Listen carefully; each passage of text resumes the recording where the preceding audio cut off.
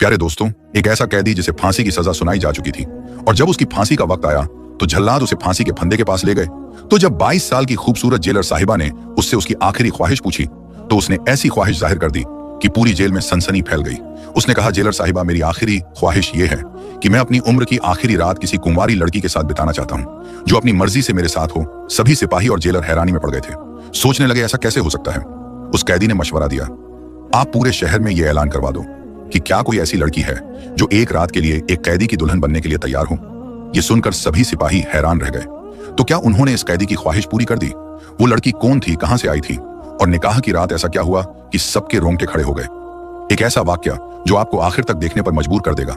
यह वाक्य एक खुद लेडी इंस्पेक्टर सुनाती है। मेरा जैनत है और मैं 35 साल की एक लेडी इंस्पेक्टर हूं। मेरी यह 35 साल की जिंदगी पुलिस स्टेशन, कोर्ट कचहरी और जेल खाने की दीवारों के बीच ही गुजरी है। मैंने बहुत से मुजरिमों को आते जाते देखा। कुछ बेगुनाह लगते थे, कुछ बहुत खूंखार, मगर हाँ, एक कैदी ऐसा था जिसने मेरे दिल को अजीब पस्सो पेश में डाल दिया था। वो कैदी नंबर 132 था। वो कोई आम कैदी नहीं लगता था। उसकी आंखों में एक अजीब सी गहराई थी, जैसे किसी दूर की दुनिया में खोया हुआ हो। मैं उसे समझ नहीं सकी। ना तो वो पूरी तरह मासूम लगता था और ना ही मुजरिम। बस मैं जब नई नई नौकरी पर लगी थी, मैं उस वक्त 22 की थी, एक खूबसूरत लड़की थी। जब भी मैं उसकी तरफ देखती तो ऐसा लगता जैसे वो किसी गहरी सोच में डूबा हुआ हो। उसके चेहरे पर बहुत सुकून था, लेकिन वो हर वक्त उदास महसूस होता था। मुझे जो चीज सबसे ज्यादा परेशान कर रही थी वो ये कि वो सिर्फ 21 साल का था। उसने अभी तक दुनिया भी ठीक से नहीं देखी होगी और अब उसे हमेशा के लिए इस दुनिया को हमेशा के लिए छोड़कर जाना था। वो बहुत ही कम बोलता था, जैसे उसके पास बोलने के लिए जुबान ही ना हो, या शायद वो बोलना ही ना चाहता हो। कई बार मेरा दिल चाहता कि आखिर उसे बात करूं कि आखिर तुमने ऐसा क्या गुनाह किया जो तुम्हें सजाए मौत मिली, मगर उसके चेहरे पर इतनी मायूसी और उदासी होती थी कि मेरे कदम खुद ब खुद ही रुक जाते। लेकिन कैदी नंबर 132 को देखकर मेरे दिल में एक हमदर्दी सी होती थी, जैसे कोई सवाल अंदर ही अंदर पैदा हो रहा हो। मगर जेल के कानून बहुत सख्त थे और यहाँ कैदियों के साथ जाती मुलाकात करना या उनसे हमदर्दी जताना मना था। एक दिन लेडी इंस्पेक्टर जीनत को इत्तीला मिली कि 2 दिन बाद कैदी नंबर 132 को फांसी दी जाएगी। इस दौरान उसे आखिरी बार अपने घर वालों से मिलने की इजाजत दी जाएगी। ये खबर पढ़कर जीनत के दिल में एक बेचैनी पैदा हो गई।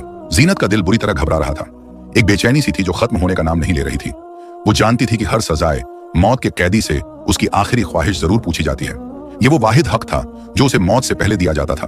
चाहे वो अपना पसंदीदा खाना खाना चाहे या किसी शख्स से मिलना चाहे या कोई और ख्वाहिश जाहिर करे, उसे पूरा करने की पूरी कोशिश की जाती थी।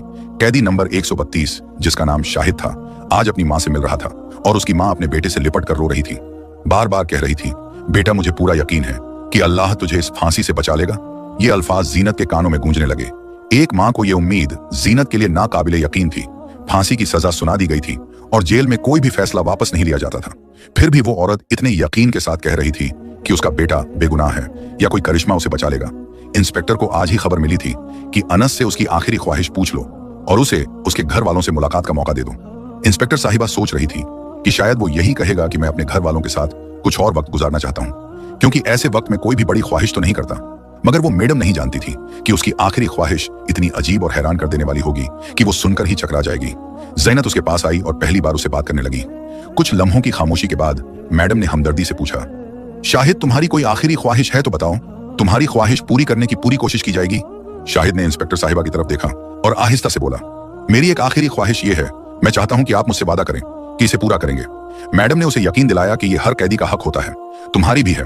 हम पूरी कोशिश करेंगे कि तुम्हारी ख्वाहिश पूरी हो। वो हैरान थी कि वो इतनी आहिस्ता से अपनी आखिरी ख्वाहिश के बारे में बात कर रहा था। मैंने बड़ी मोहब्बत से कहा, आओ चलो डीएम साहब, खुद तुमसे तुम्हारी आखिरी ख्वाहिश के बारे में पूछेंगे। मैडम शाहिद को लेकर डीएम साहब के कमरे में आ गई। डीएम साहब ने उसे बड़े गौर से देखा और कहा, बेटा, तुम्हारी आखिरी ख्वाहिश क्या है? जीनत हैरान थी कि डीएम साहब भी इस कैदी से इतनी मोहब्बत से पेश आ रहे थे। आमतौर पर ऐसा नहीं होता था, लेकिन शायद वो हकीकत जानते थे और जैसे उन्हें मालूम हो कि उसका जुर्म क्या था और उसे ये सजा क्यों मिली। इस जेल में अक्सर कैदी वो होते थे जिनका जुर्म तो मामूली होता, लेकिन सजा बड़ी सख्त होती थी, जबकि बड़े बड़े मुजरिम आजादी से घूम रहे होते थे। शाहिद ने गहरी सांस ली और कहा, सर, मेरी आखिरी ख्वाहिश ये है कि मैं जिंदगी में पहली और आखिरी बार शादी करना चाहता हूँ। मैं निकाह करना चाहता हूँ और अपनी बीवी के साथ एक रात गुजारना चाहता हूँ। ये सुनते ही जैसे कमरे में सन्नाटा छा गया हो। मैं और बाकी सब लोग हैरत से एक दूसरे को देखने लगे। डीएम साहब ने कुछ लम्हे खामोशी में गुजारे, फिर बड़े प्यार से बोले, बेटा, शादी तो हम करवा देंगे, मगर कौन लड़की तुमसे शादी करेगी जिसे ये मालूम होगा कि अगले ही दिन तुम्हें फांसी दे दी जाएगी? वो थोड़ा रुके और फिर बोले, तुम एक फांसी की सजा के कैदी हो, यानी तुम्हें मौत की सजा सुनाई गई है। तुम इतने अमीर भी नहीं हो कि तुम्हारे घर वाले किसी को पैसों का लालच देकर रजामंद कर ले। और वैसे भी तुम एक गरीब खानदान से हो और गरीबों से शादी करने के लिए कोई भी आसानी से तैयार नहीं होता। खास तौर पर इस हालात में क्यों अपनी जिंदगी का आखिरी मौका जाया कर रहे हो? डीएम साहब ने संजीदगी से कहा, कोई और ख्वाहिश बताओ, खाने पीने की कोई चीज या किसी खास शख्स से मुलाकात। हम तुम्हारे लिए सब करने को तैयार हैं, मगर शादी ये नहीं हो सकता। तुम एक सजाए मौत के कैदी हो, तुमसे शादी करने पर कोई भी रजामंद नहीं होगी। हम तुम्हारी शादी कैसे करवाएं? शाहिद ने बड़े इत्मीनान से जवाब दिया, साहब मैं पहले ही कह चुका हूं कि मेरी आखिरी ख्वाहिश शादी है, लेकिन आप फिक्र ना करें, मैं एक ऐसा तरीका बताऊंगा जिससे मेरे मुकद्दर अगर शादी होगी तो हो जाएगी। सब उसे हैरानी से देखने लगे। उनके चेहरे पर एक लम्हे के लिए हैरानी उभरी कि वो इंस्पेक्टर साहिबा जीनत से निकाह करने की जिद ना कर दे, मगर शाहिद ने जो कहा वो इससे भी ज्यादा हैरत अंगेज था। बस आप इतना कर दें कि ऐलान करवा दें कि शाहिद जो फांसी का कैदी है एक ऐसी औरत से निकाह करना चाहता है जो उसकी दुल्हन बनने के लिए तैयार हो, मगर सिर्फ एक दिन के लिए। उसकी सजाए मौत से पहले ये सुनते ही कमरा जैसे सुन हो गया। सब हैरत से एक दूसरे को देखने लगे। बात ही इतनी अजीब थी कि सुनकर अपने कानों पर यकीन करना बहुत मुश्किल हो रहा था। शाहिद ने डीएम साहब से वादा लिया कि अगर कोई औरत इस शर्त पर निकाह के लिए रजामंद हो जाती है तो हम उसे रोकेंगे नहीं और वो पूरी रात उसके साथ गुजार सकेगी। उसकी चालाकी ने हमें भी सोचने पर मजबूर कर दिया। डीएम साहब ने कुछ लम्हे सोचा और फिर बोले, बेटा हमें पूरा यकीन है कि कोई भी औरत इस शर्त पर तुमसे शादी नहीं करेगी। भला कोई तुम्हारे चक्कर में क्यों अपनी जिंदगी बर्बाद करेगी? सिर्फ एक दिन के लिए दुल्हन बनने का क्या फायदा? कोई क्यों अपने खानदान के साथ झगड़ा मोड़ लेगा? मगर शाहिद पर सिपाहियों के सामने डीएम साहब की किसी बात का असर नहीं हुआ। वो पूरे इत्मीनान से नरम लहजे में बोला, बस आप लोग ऐलान करवा दें, यही मेरी आखिरी ख्वाहिश है। मैं देखना चाहता हूं दुनिया में कोई रहमदिल लड़की है या नहीं। अगर कोई नहीं आया तो मैं कोई और ख्वाहिश नहीं करूंगा, फिर मुझे चाहे मुझे सूली पर चढ़ा दिया जाए। शाहिद की इस जिद के आगे सब अफसरों को हार माननी पड़ी और शहर में ऐलान करवा दिया कि शाहिद जो 2 दिन बाद फांसी चढ़कर मौत पाने वाला है, अपनी आखिरी ख्वाहिश के तौर पर एक दिन के लिए किसी लड़की से शादी करना चाहता है। अगर कोई औरत इस निकाह पर रजामंद हो तो वो आगे बढ़ सकती है। यह ऐलान पूरे इलाके में गूंज गया, मगर उन सब के दिलों में यकीन था कि कोई भी लड़की ऐसी शर्त पर कि शादी लिए आगे नहीं आएगी। अनस एक गरीब खानदान से ताल्लुक रखता था और इंस्पेक्टर जीनत को भी पूरा यकीन था कि कोई भी औरत इस शर्त पर उससे शादी नहीं करेगी, मगर फिर भी उसकी आखिरी ख्वाहिश के मुताबिक ऐलान करवा दिया गया।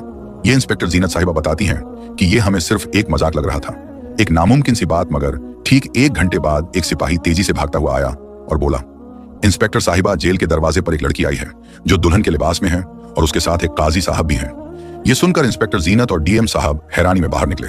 जब उन्होंने बाहर आकर देखा तो उनके सामने एक नौजवान लड़की खड़ी थी जिसकी उम्र तकरीबन 18-19 साल के करीब होगी। वो वाकई एक दुल्हन बनकर आई थी, पूरी तरह सजी धजी मुकम्मल शादी के कपड़ों में। उसके साथ एक मुल्ला जी भी खड़े थे जिनके हाथ में निकाह का रजिस्टर भी मौजूद था। डीएम साहब ने हैरानी से पूछा, मौलवी साहब आप कौन हैं और ये लड़की कौन है? मौलवी साहब ने जवाब दिया, ये लड़की मेरे पास आई थी और इसने कहा कि मैं इसका निकाह पढ़ाऊंगा। इंस्पेक्टर जीनत ने उस लड़की से कहा, लड़की क्या तुम जानती हो जिससे तुम शादी करने जा रही हो वो सजाए मौत पाने वाला है? लड़की ने कहा, जानती हूँ। हम सब हैरान रह गए। मौलवी साहब ने बताया, मैंने इसे बहुत समझाया कि बेटी तुम अपनी जिंदगी क्यों बर्बाद कर रही हो, मगर ये अपनी जिद पर अड़ी रही। इसने कहा कि मैं सिर्फ और सिर्फ उस कैदी शाहिद से ही शादी करूंगी। ये इसकी भी आखिरी ख्वाहिश है क्योंकि ये शाहिद से सच्ची मोहब्बत करती है। ये सुनकर जेल में खामोशी छा गई। हमें यकीन नहीं आ रहा था कि शाहिद को वाकई कोई इतना चाहता है कि उसके लिए सब कुछ छोड़ने को तैयार हो जाए। ये बात जितनी भी अजीब लग रही थी, मगर किसी को इस पर ऐतराज करने का कोई हक का नहीं था। हमारा काम सिर्फ कैदी की आखिरी ख्वाहिश पूरी करना था। आखिरकार निकाह की कार्रवाई पूरी करने के लिए मौलवी साहब को अंदर बुलाया गया और शाहिद को उसकी जगह से निकालकर जेल ऑफिस में बिठा दिया गया। मौलवी साहब ने शाहिद और उस लड़की का निकाह पढ़ा दिया। निकाह मुकम्मल होने के बाद शाहिद ने मुस्कुराते हुए कहा, वादे के मुताबिक अब आप मेरी दुल्हन को मेरे पास भेजेंगे। मैं इसके साथ बातें करना चाहता हूँ, अपनी पुरानी यादें ताजा करना चाहता हूँ। बस एक दिन के लिए फिर ये चली जाएगी और उसके बाद मुझे फांसी दे देना। मुझे कोई गम नहीं होगा। मेरी मोहब्बत मुझे मिल गई, यही मेरे लिए काफी है। शाहिद की बातें सुनकर इंस्पेक्टर साहिबा की आंखों में भी आंसू आ गए। सच्ची मोहब्बत वाकई ऐसी ही होती है, बेधड़क और निडर जीनत साहिबा ने दिल में सोचा। मगर मैं नहीं जानती थी कि इस निकाह के पीछे एक ऐसी कहानी छुपी थी जो हमारे होश उड़ा देने वाली थी। डीएम साहब ने मुस्कुराते हुए इंस्पेक्टर जीनत को इशारा किया और कहा, लड़की को रिहान के सेल में ले जाओ और दरवाजा बंद कर दो। इंस्पेक्टर जीनत साहिबा ने हुक्म पर अमल किया और दोनों को सेल में बंद करके बाहर आ गई। जीनत को लगा कि कुछ ही देर में वो लड़की खुद ही तंग आकर बाहर निकलना चाहेगी, मगर जैसे जैसे वक्त गुजरता गया मुझे हल्की हल्की सरगोशियां की आवाजें आती रहीं। ऐसा महसूस हो रहा था जैसे कोई किसी चीज को खोलने की कोशिश कर रहा हो। इंस्पेक्टर को शक हुआ कि शायद दरवाजा तोड़ने की कोशिश की जा रही है, मगर वो मुतमिन थी, जानती थी कि ये कोई आसान काम तो है नहीं। दरवाजे पर बहुत बड़ा और मजबूत ताला लगा हुआ था। वो वापस अपने ड्यूटी पर ऑफिस चली गई और सोचने में खो हो गई, लेकिन अचानक जेल के अंदर से एक दिल दहला देने वाली चीख सुनाई दी। इंस्पेक्टर जीनत फौरन अपनी जगह से उठी और भागती हुई शाहिद के केबिन की तरफ पहुंची। क्या हुआ? मैंने अंदर झांकते हुए पूछा। वो लड़की जो दुल्हन के लिबास में थी अपना घूंघट नीचे की खड़ी थी उसकी सांसें बेतरतीब थीं और उसका पूरा जिस्म कांप रहा था। जैसे ही मैंने उसे गौर से देखा, वो कंपाती लहजे में बोली, मुझे यहां से निकालो, मैं यहां नहीं रहना चाहती। मैंने हैरत से कहा, अब क्या हुआ? अभी तो तुमने खुद अपनी मर्जी से निकाह किया था, मोहब्बत का नशा उतर गया, अब तुम्हें अपने मुस्तकबिल की फिक्र होने लगी।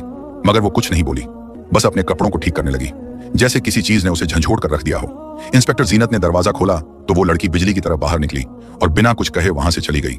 जीनत साहिबा ने सेल का दरवाजा ताला लगाकर बंद कर दिया, अपनी जिम्मेदारी पूरी की और वापस ऑफिस में आकर सो गई। सुबह होते ही डीएम साहब तेज कदमों से जीनत के ऑफिस में दाखिल हुए और गुस्से में बोले, कैदी नंबर 132 कहां है? जीनत ने चौंक कर कहा, वो अपने सेल में होगा सर। मगर डीएम साहब का चेहरा सख्त हो चुका था और बोले, जाकर अच्छे से देखो, वो बोले। और मेरा दिल जोरों से धड़कने लगा। मैं तेजी से शाहिद के रूम की तरफ भाग कर गई। जैसे ही वहां पहुंची, मैंने मामूल के मुताबिक आवाज दी, शाहिद दरवाजे के करीब आओ। मगर अंदर कोई जवाब नहीं आया। मेरी पेशानी पर पसीना आ गया, दिल की धड़कन और तेज हो गई। मैंने खिड़की से अंदर झांका और जो मंजर देखा उसने मेरे होश उड़ा दिए। सेल के अंदर एक शख्स मर्दाना कपड़ों में दीवार की तरफ मुंह किए लेटा हुआ था। मेरी सांसें रुक गईं, हाथ कांपने लगे। मैंने फौरन सेल का दरवाजा खोला और उस शख्स को सीधा किया। यह देखकर मेरे कदमों तले जमीन निकल गई। ये तो वही लड़की थी जो कल रात दुल्हन की शक्ल में शाहिद से निकाह करने आई थी। इंस्पेक्टर साहिबा की आंखें हैरत से फटी की फटी रह गई कि उसी वक्त डीएम साहब भी वहां पहुंच गए। जैसे ही उन्होंने ये मंजर देखा तो वो भी हैरानी और गुस्से में चीख पड़े। ये क्या खेल है? वो दहाड़ते हुए बोले, शाहिद कहां है? इंस्पेक्टर साहिबा जवाब देने के काबिल भी नहीं थी। डीएम साहब का गुस्सा और बढ़ गया। ये सब तुम्हारी लापरवाही का नतीजा है। अगर तुम्हें अपनी ड्यूटी ठीक से निभानी नहीं आती तो यहाँ क्या ले रही हो? तुम्हारी गफलत की वजह से एक सजाए मौत का कैदी जेल से फरार हो गया है। मेरा दिमाग सुन्न हो चुका था। मैंने सामने पड़ी लड़की को देखा जो शाहिद की जगह पर लेटी थी। ये सब एक धोखा था। शाहिद ने हमें बेवकूफ बना दिया था। वो खुद दुल्हन के लिबास में जेल से फरार हो चुका था। जीनत तो कल रात सोच रही थी कि ये लड़की मोहब्बत में दीवानी होकर शाहिद से शादी करने आई है। मुझे लगा था कि वो उससे सच्ची मोहब्बत करती है, मगर ये सब एक साजिश थी। शाहिद ने इसी लड़की को हमारे खिलाफ इस्तेमाल किया था और हम सब आंखों पर पट्टी बांधकर बेखबरी में उसकी मदद करते रहे। अब सवाल यह था, इस लड़की का क्या किया जाए? वो लड़की हमारे सामने बैठी थी। उसके चेहरे पर ना कोई डर था ना कोई पछतावा। वो बिल्कुल इत्मीनान भरे अंदाज में बोली, आप लोगों ने शाहिद के साथ अच्छा नहीं किया। वो सजाए मौत का हकदार नहीं था। इंस्पेक्टर जीनत ने गुस्से में जवाब दिया, ये तो वक्त ही बताया। उस लड़की ने इंस्पेक्टर जीनत की आंखों में आंखें डालकर कहा, वो बेगुनाह है और ये भी वो साबित करके रहेगा। मुझे इस लड़की की बातों पर और ज्यादा गुस्सा आने लगा, मगर मैं कुछ भी नहीं कर सकती थी। उसी वक्त डीएम साहब ने सख्ती से हुक्म दिया, शाहिद को फौरन तलाश करो। अगर हमने उसे ना पकड़ा तो 2 दिन बाद हुकूमत को क्या जवाब देंगे? हमें उसे फांसी की सजा में मौत देनी थी और वो पूरी जेल के अधिकारियों और कर्मचारियों को धोखा देकर फरार हो गया। ये हमारे लिए बहुत शर्म की बात है। इंस्पेक्टर जीनत का दिल बुरी तरह घबरा रहा था क्योंकि उसने अभी अभी नौकरी ज्वाइन की थी। इंस्पेक्टर जीनत कहती हैं, मैं अब भी समझ नहीं पा रही थी कि मेरे साथ इतना बड़ा धोखा कैसे हो सकता है। मैंने एक शख्स पर भरोसा किया, एक लड़की की बातों पर यकीन किया, उनका निकाह करवा दिया और बदले में उन्होंने मेरी आंखों में धूल झोंक दी।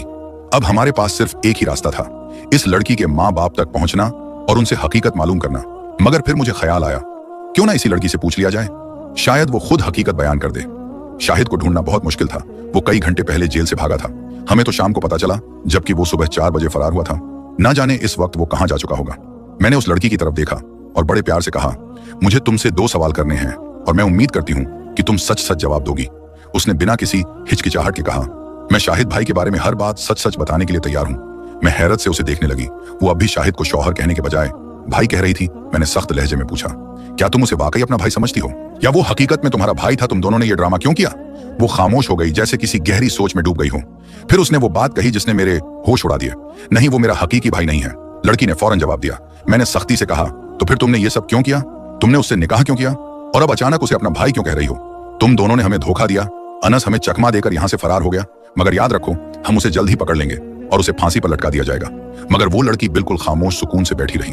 उसने मेरे चेहरे पर नजरें गाड़ते हुए कहा, यकीन मानिए, वो ऐसा बिल्कुल नहीं है। वो जल्द ही वापस आ जाएगा। वो अच्छी तरह से जानता है कि उसे कहां जाना चाहिए और कहां नहीं। और सबसे अहम बात, अब तो उसने मुझसे निकाह कर लिया है। मैं उसकी जिम्मेदारी हूं।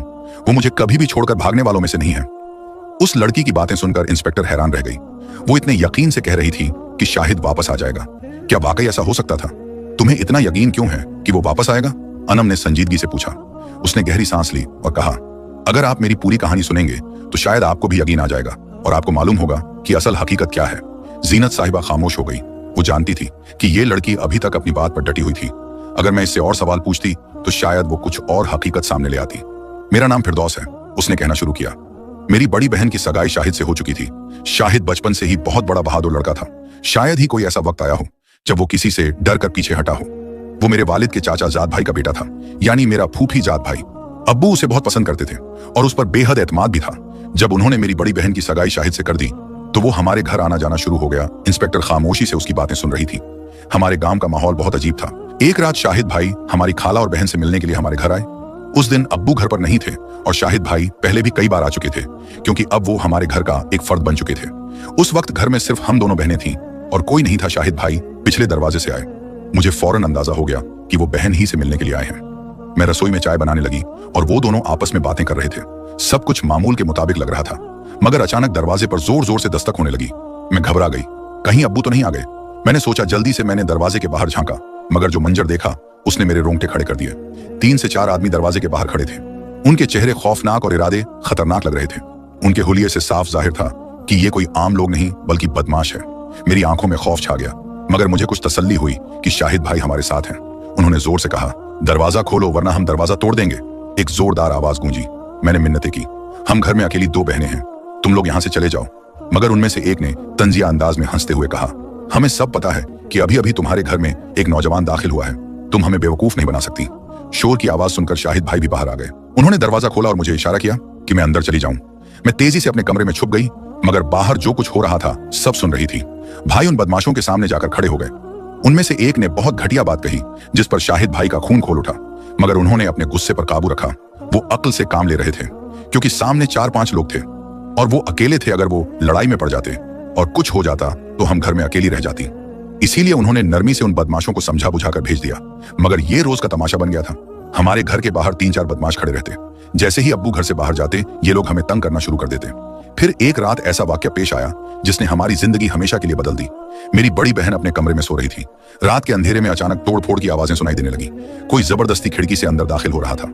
उसी वक्त शाहिद भाई भी घर में दाखिल हो चुके थे। उन्होंने अपनी आंखों से एक बदमाश को खिड़की से अंदर कूदते हुए देख लिया था। अनस भाई के लिए यह सब बर्दाश्त करना मुमकिन नहीं था। जब उन बदमाशों ने जबरदस्ती घर में घुसने की कोशिश की तो एक ऐसी लड़ाई छिड़ गई जिसने हमारी पूरी जिंदगी बदल दी। इस झगड़े में उन डाकुओं ने मेरी बहन को मार दी और शाहिद भाई के एक ऐसे जुर्म में फंसा दिया गया जिसकी सजा उन्हें सजाए मौत के तौर पर मिली। मगर जो असल गुनहगार थे वो कभी पकड़े ही नहीं गए। उस दिन अगर हम अमीर होते, अगर हमारे पास कोई ताकत होती, तो शायद ये सब ना होता।